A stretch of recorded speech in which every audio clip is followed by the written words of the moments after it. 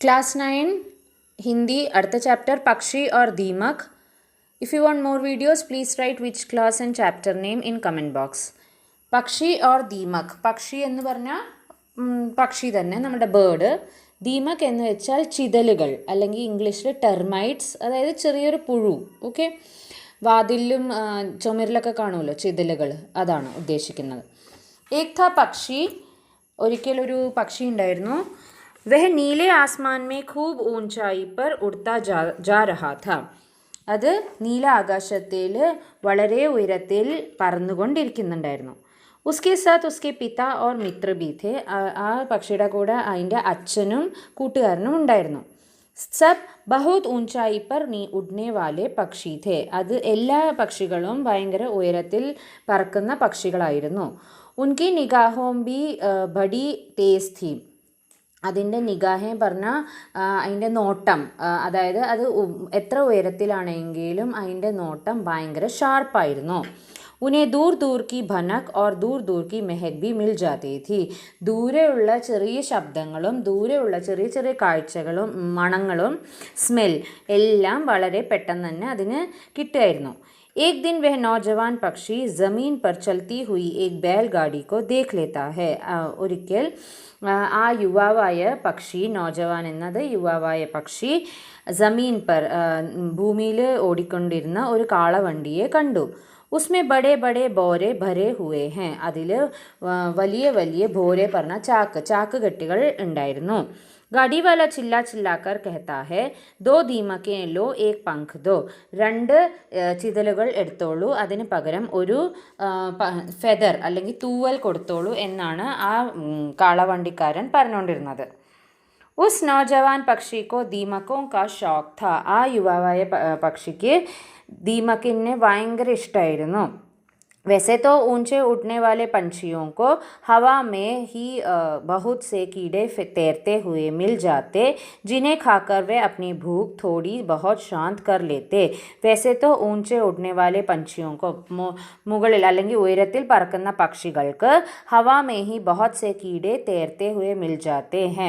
കുറേ പ്രാണികളെ, കാറ്റിൽ തന്നെ പറക്കുന്ന കുറേ പ്രാണികളെ കിട്ടും.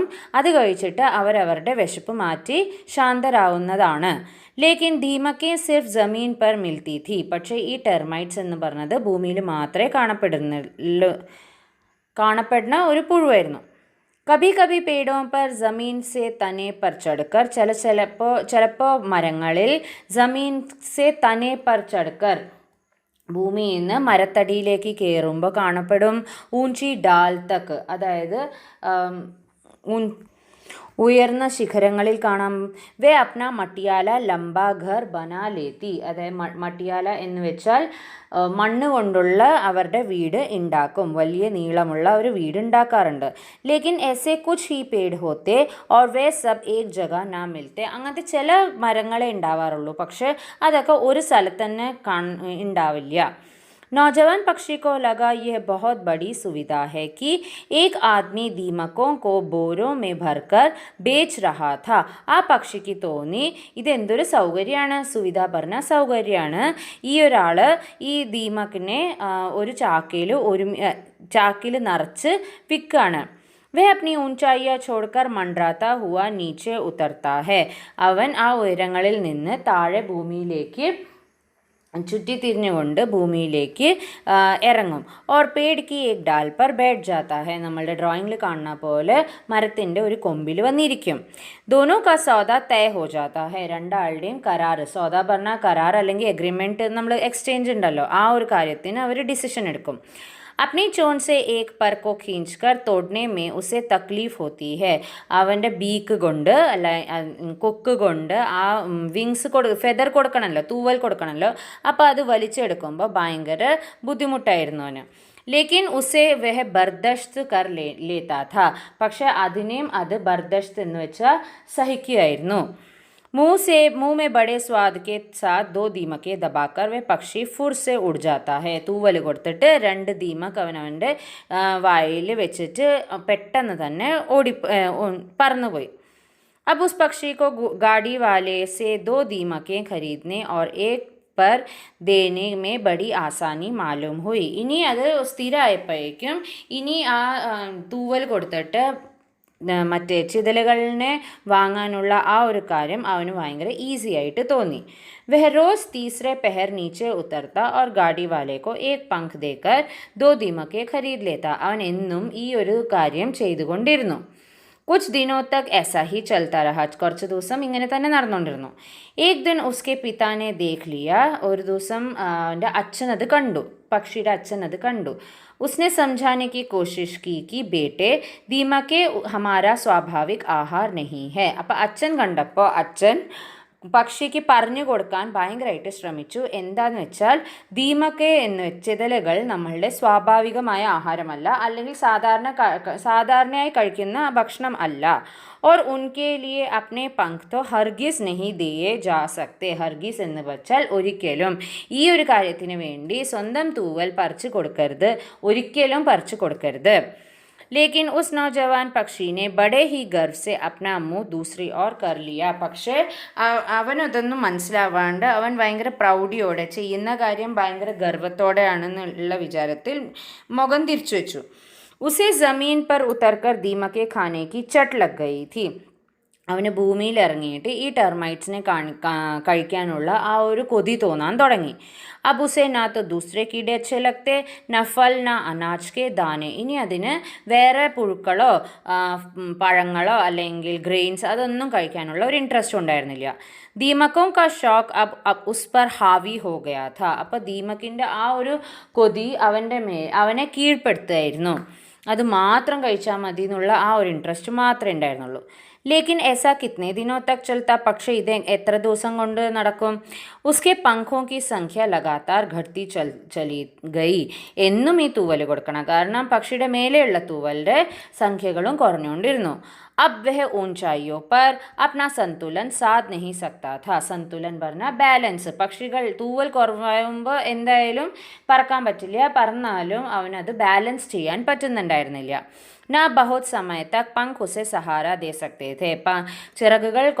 ചിറകുകളിലെ തൂവൽ കുറവുള്ള കാരണം അവൻ്റെ ആ ഒരു വിങ്സ് അവന് പറക്കാൻ സഹായിക്കുന്നുണ്ടായിരുന്നില്ല. आकाश यात्रा के दौरान उसे जल्दी जल्दी पहाड़ी चट्टानों, पेड़ की चोटियों, गुबंदों और बुर्जों पर हाँफते हुए बैठ जाना पड़ता.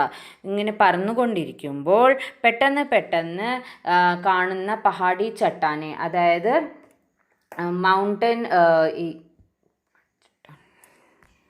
പാറക്കെട്ടിൻ്റെ മേലെയോ അല്ലെങ്കിൽ പേടിക്ക് ചോട്ടിയോ മരത്തിൻ്റെ ഏറ്റവും മുകളിലോ അല്ലെങ്കിൽ ഗുബന്തോ ഓർ ബുർജോ പറഞ്ഞാൽ, ഗുബന്തോ പറഞ്ഞു കഴിഞ്ഞാൽ നമ്മളുടെ ഡോംസ് ആണ്, അല്ലെങ്കിൽ താഴികക്കുടങ്ങൾ, ബുർജോ പറഞ്ഞാൽ ടവറുകൾ അല്ലെങ്കിൽ ഗോപുരങ്ങൾ. അങ്ങനത്തെ ഏതെങ്കിലും മുകളിലുള്ള സ്ഥലത്ത് ഹാഫ്തേ പറഞ്ഞു കഴിഞ്ഞാൽ കിതച്ചുകൊണ്ട് ഇരിക്കേണ്ട ഒരവസ്ഥ വന്നു.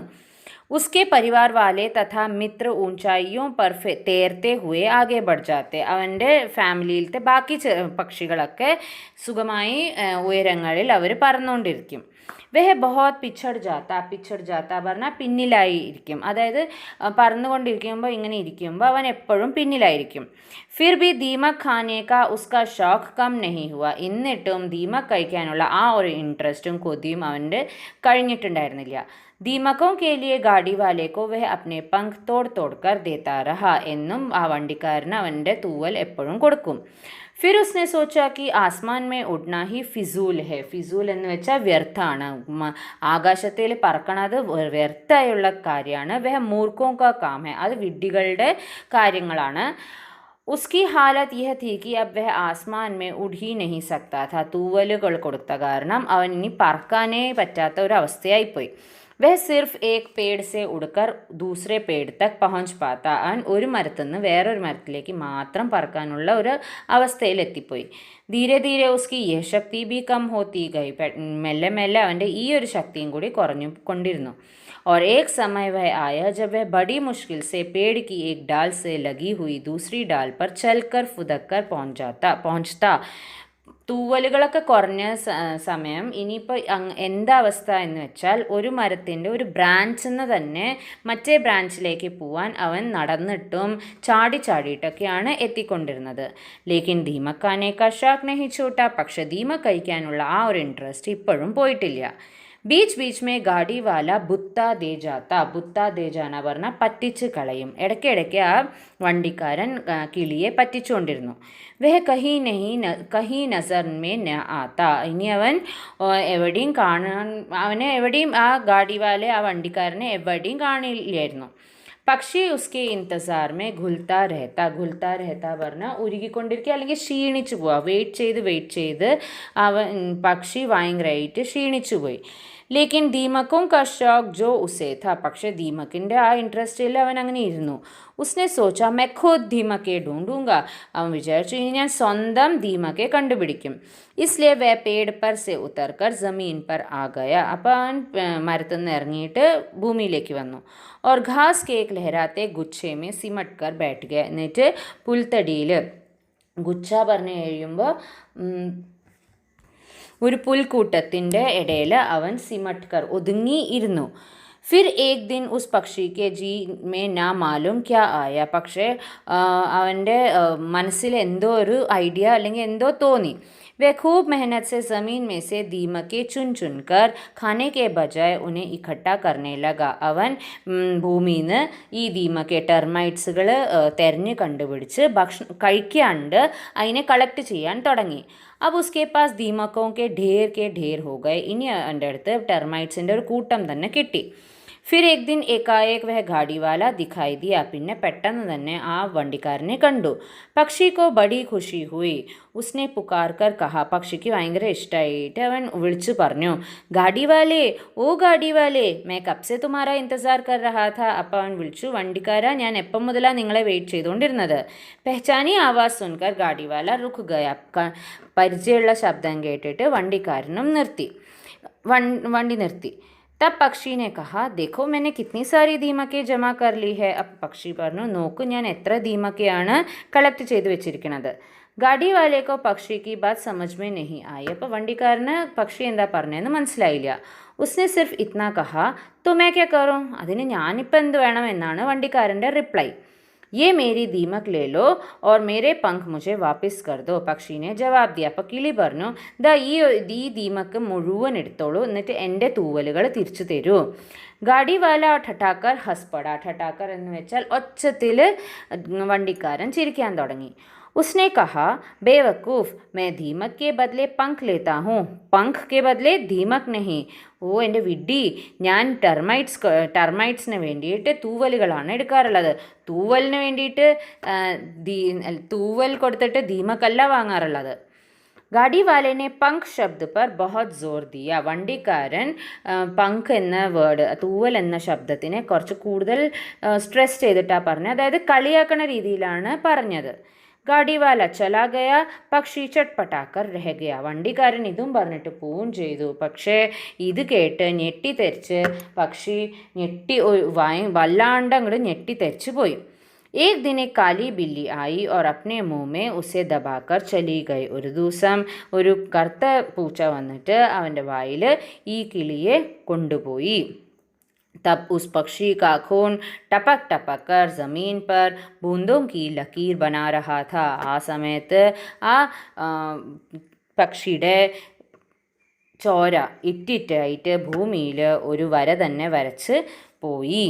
അതായത് അതിമോഹം അല്ലെങ്കിൽ അഹങ്കാരം പാടില്ല എന്നാണ് ഈ ലെസൻ്റെ ഒരു മോറൽ ഓഫ് ദ സ്റ്റോറി.